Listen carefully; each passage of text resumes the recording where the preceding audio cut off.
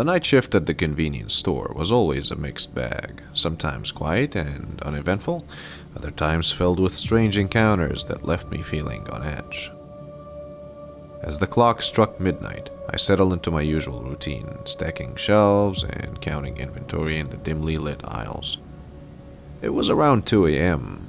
when he walked in, a tall, lanky figure with a face shrouded in shadows, his eyes darting around the store as if searching for something or someone. "Can I help you find something?" I asked, forcing a smile despite the unease that prickled at the back of my neck. He didn't respond at first, instead continued to pace the aisles with an almost frenzied energy. It wasn't until he reached the back corner of the store, where the snacks and drinks were kept, that he finally spoke. "Do you have any, special items?" he asked, his voice low and raspy, sending a shiver down my spine for some reason. I frowned, not sure what he meant by special items. "Like what?" I replied cautiously, trying to keep the tremor out of my voice. He grinned, a twisted smirk that sent alarm bells ringing in my head. "Oh, you know, the kind of stuff you keep hidden away for special customers."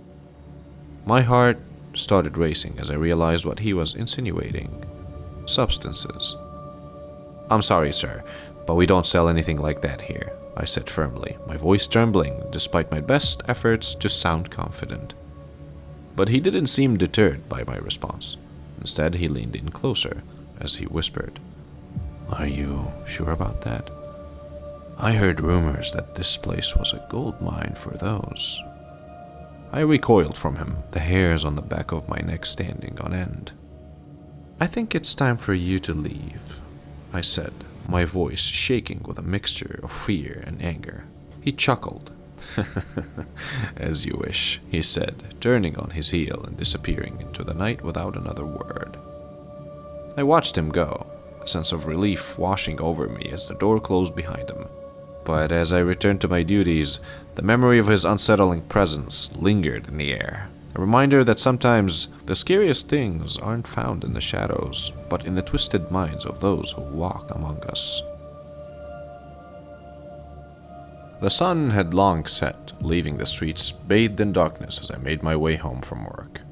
It was a familiar route, one I had traversed countless times before, but that night something felt different.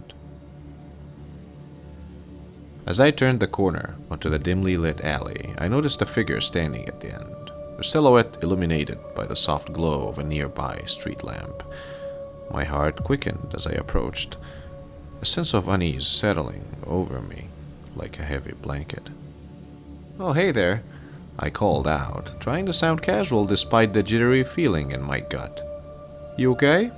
The person turned to face me, their features kinda obscured by the shadows, and they replied, "Just waiting," their voice oddly flat and emotionless. I took a step closer, my eyes narrowing as I tried to make out their face in the darkness. Waiting for what? Instead of responding to the question, they just said, "You shouldn't be out here alone," the person said subtly, their voice cutting through the silence. "It's not safe." I gotta be honest, I felt a shiver run down my spine at their words. But I tried to mask the fear, and I just said, "I'll be fine," I replied, trying to sound more confident than I felt. "I just need to get home." But the person didn't move, didn't speak, just stood there, watching me with an intensity that made my skin crawl.